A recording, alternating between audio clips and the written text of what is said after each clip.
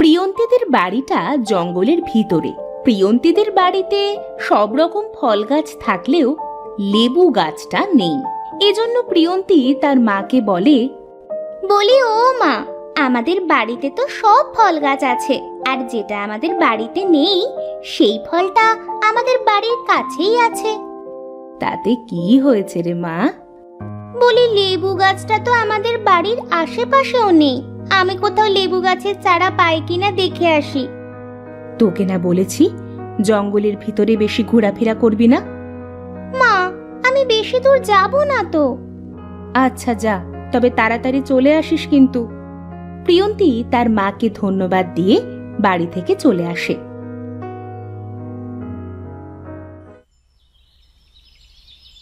হাঁটতে হাঁটতে তো জঙ্গলের অনেক গভীরে চলে আসলাম, কিন্তু কোথাও লেবু গাছের চারা তো দূরের কথা, লেবু গাছটাও তো পেলাম না।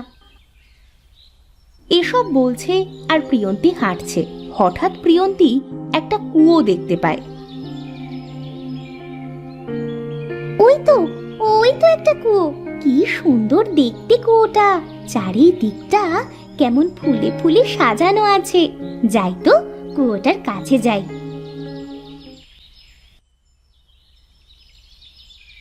প্রিয়ন্তী কুয়োটার কাছে গিয়ে কুয়োটার চারিদিক ঘুরতে থাকে।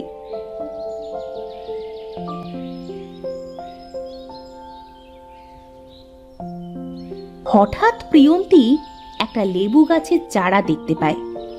এই তো একটা লেবু গাছ, কিন্তু লেবু গাছটা এমন সোনালি কি জন্য? মনে হচ্ছে লেবু গাছটা সোনার। এসব বাদ দিয়ে গাছটাকে বাড়িতে নিয়ে যাই।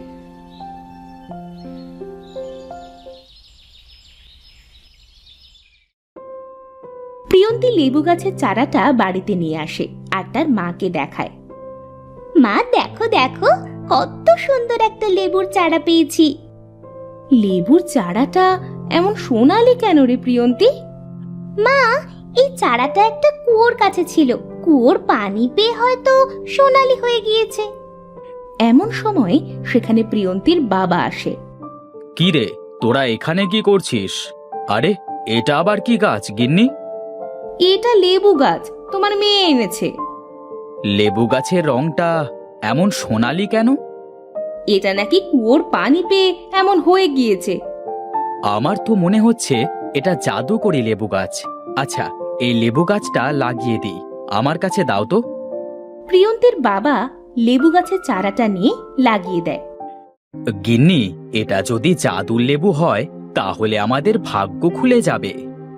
তুমি ঠিকই বলেছ, আজ টাকা পয়সা নেই, একটু থাকার জায়গা নেই, এজন্য জঙ্গলে ছোট একটা ঘর বানিয়ে থাকছি।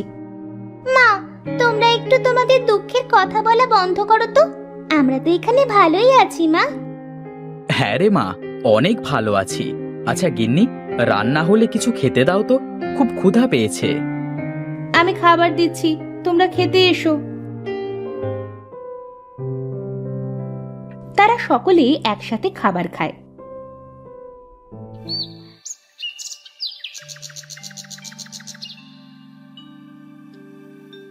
ওগো, এইদিকে আসো, দেখে যাও। কি প্রিয়ন্তী, এই দেখ কি।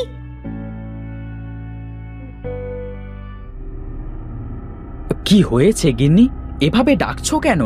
আমি তো ভয় পেয়ে গিয়েছি, ভাবলাম বাঘ এলো কিনা। বাবা, এখানে তো বাঘ আসে না। কি হয়েছে মা, এভাবে ডাকছো কেন? দেখতে পাচ্ছিস না, তোরা না লেবু গাছ কত বড় হয়েছে। ও মা, তাই তো, অনেক লেবুও হয়েছে দেখছি। দেখো বাবা, সোনালি লেবু গাছের লেবুও সোনালি হয়েছে। বলেছিলাম না, এটা জাদুকরি লেবু গাছ। কত লেবু হয়েছে, আমাদের আর না খেয়ে থাকতে হবে না। লেবু বিক্রি করেই আমরা ভালো ভালো বাজার করতে পারবো। তুমি ঠিকই বলেছো বাবা, কত লেবু হয়েছে গাছে। আচ্ছা, সব লেবু একদিনে বড় হয়ে গেল, কিন্তু ওটা এখনো ফুল আছে কেন? এই ফুলটাও সকলের থেকে আলাদা, কেমন সবুজ দেখতে। গাছে ফুল থাকবে না তো কি করবে শুনি? বলি, কিছু লেবু পেড়ে চলো খেয়ে দেখি কেমন স্বাদ লেবুটার। ঠিক আছে, তোরা ঘরে যা, আমি লেবু পেড়ে নিয়ে আসছি। প্রিয়ন্তী আর প্রিয়ন্তীর মা ঘরে চলে যায়। প্রিয়ন্তীর বাবা লেবু পেড়ে নিয়ে ঘরে যায়। তারা সকলে একসাথে লেবু খায়। হঠাৎ প্রিয়ন্তী চিৎকার করে ওঠে, বাবা, মা, জ্বলে গেল, জ্বলে গেল, আমার আমার পুরো শরীর জ্বলে গেল। এই লেবুটা কে? কি হচ্ছে, কি হচ্ছে প্রিয়ন্তী তোর?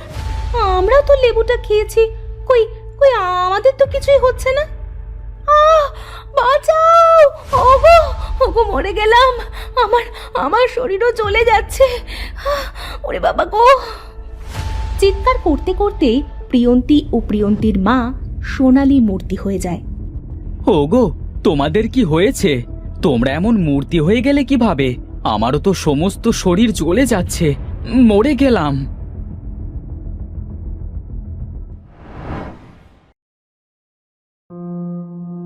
বাবা রুবেল, বাড়িতে আছিস?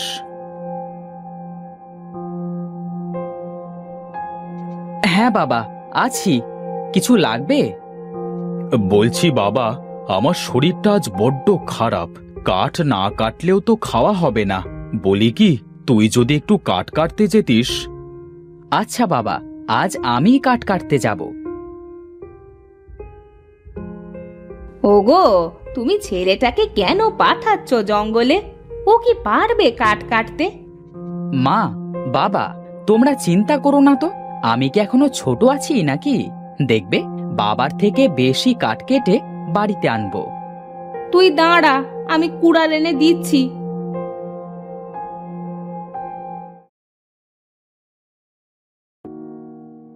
রুবেলের মা কুড়াল এনে দেয়। রুবেল কুড়াল নিয়ে জঙ্গলে চলে আসে। অনেক বছর পর একা একা কাঠ কাটতে জঙ্গলে এলাম। সেই কোন ছোট্টবেলায় এসেছি বাবার সাথে।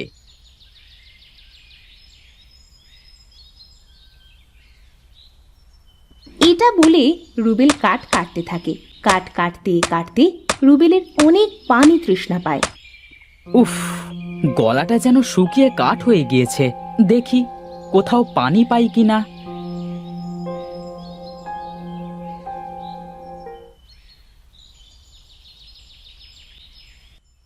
পানি খুঁজতে খুঁজতে তো জঙ্গলের অনেক গভীরে চলে এলাম, কিন্তু কোথাও তো পানি পেলাম না। এখন কি করি? হঠাৎ রুবেলের চোখ যায় সোনালী গাছের সেই লেবুতে। ওই তো একটা লেবু গাছ। লেবু খেলে তৃষ্ণা মিটে যাবে। যাই, দুটো লেবু খেয়ে আসি।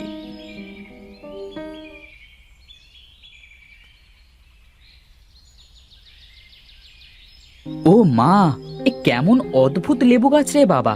কেমন সোনালী রং লেবু গাছের। এমন লেবু গাছ তো আমি আগে কখনো দেখিনি। যাই হোক, আমি কিছু লেবু খাই। রুবেল যেই লেবু ছিঁড়তে যায় তখনই লেবু গাছের ওপরে থাকা কিছু পাখিকে দেখতে পায়, যারা মূর্তি হয়ে আছে। কি সুন্দর দৃশ্য এটা! কত সুন্দর পাখির মূর্তি! কিভাবে বানিয়েছে এগুলো?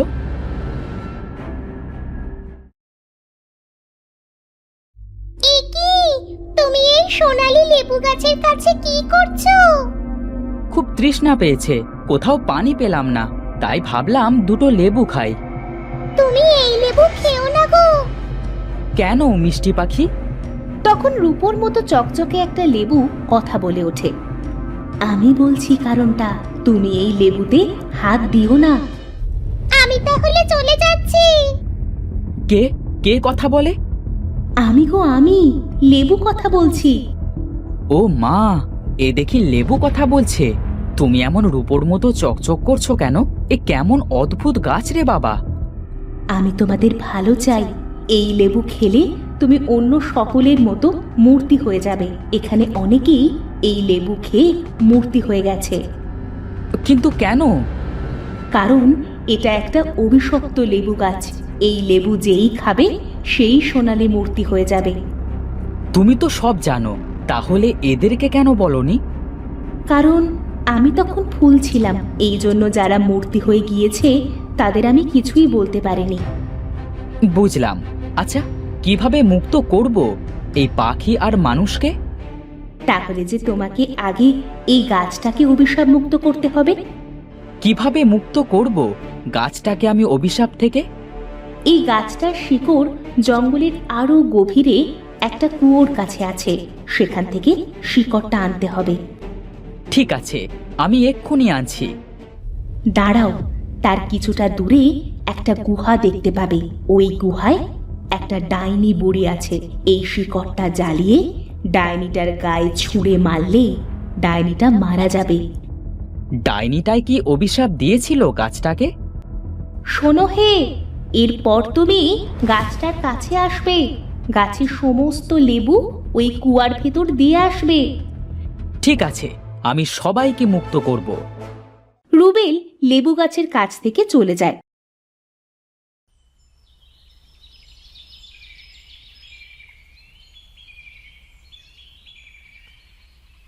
এরপর কুয়াটা খুঁজতে থাকে।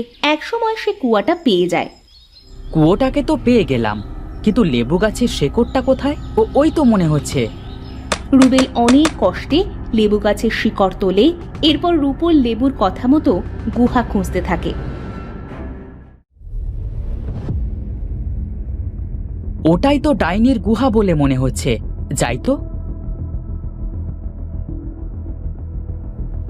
মানুষ মানুষ গন্ধ পাচ্ছে, মানুষ কোথায় আছে? এই তো ডাইনি বুড়ি। তোর এত বড় সাহস, তুই আমার গুহায় এসেছিস? তোকে মারতে এসেছি। তুই মারবি আমাকে? কোথায় আছে আমার আত্মা তুই জানিস? এই দেখ তোর আত্মা। কোথায় পেলি এটা তুই? দিয়ে দে, দিয়ে দে বলছে। রুবেল গাছের শিকড়ে আগুন লাগিয়ে ডাইনিটার গায়ে মারে। সাথে সাথেই ডাইনিটা মারা যায়। ডাইনিটা মারা গেছে, এবার লেবু গাছের কাছে যাই। রুবেল লেবু গাছের কাছে যায়।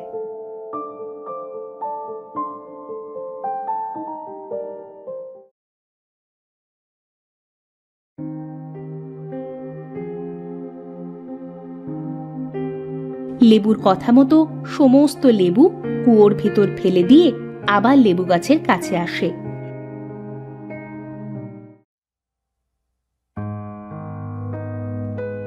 তোমার কথা মতো আমি সব করেছি। ধন্যবাদ তোমাকে। এবার এবার আমাকেও পুড়িয়ে দাও। আমি তোমাকে পোড়াতে পারবো না, মাফ করো।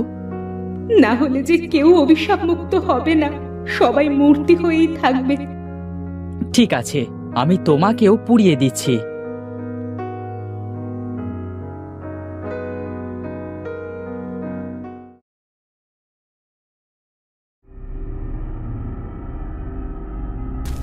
রুবেল লেবুটা ছিঁড়ে পুড়িয়ে দেয়। সাথে সাথেই মূর্তি থেকে মানুষরা মানুষ হয়ে যায়, পাখিরা পাখি হয়ে যায়। ধন্যবাদ তোমাকে রুবেল, তুমি আমাদের মুক্ত করেছো। পাখি সত্যি কথাই বলেছে, আজ অনেক বছর পর আমরা আবার নিঃশ্বাস নিচ্ছি, শুধু তোমার জন্য। ধন্যবাদ দিয়ে আমাকে ছোট করবেন না। আপনি ঘরের ভিতরে আসেন। রুবেল, তোমাকে অসংখ্য ধন্যবাদ আমাকে অভিশাপ মুক্ত করবার জন্য। এখন থেকে আমি অভিশাপ মুক্ত। তোমাকে কেন অভিশাপ দিয়েছিল ডাইনিটা? আমি যে ডাইনির অসৎ কাজে বাধা দিয়েছিলাম তার জন্য। আচ্ছা, এসব বাদ দাও। আমার কাছে দেখো, সোনার লেবু। সোনার লেবু? হ্যাঁ, সোনার লেবু। এটা নিয়ে তোমরা তোমাদের দারিদ্রতা দূর করো। আমাদের কিছু হবে না তো? তোমাদের কিছুই হবে না। আমরা যদি মূর্তি হয়ে যাই? তোমাদের কিছুই হবে না, কারণ আমার অভিশাপ কেটে গেছে। ধন্যবাদ তোমাকে গাছ, আমরা সত্যিই দরিদ্র। তোমার এখান থেকে ফল নিয়ে সেটা বিক্রি করে আমি আমার দারিদ্রতা দূর করব। রুবেল কিছু লেবু ছেড়ে। রুবেলের লেবু ছেঁড়া দেখে প্রিয়ন্তীও লেবু ছেড়ে। তারা সোনার লেবু বিক্রি করে অনেক ধনী হয়ে যায়।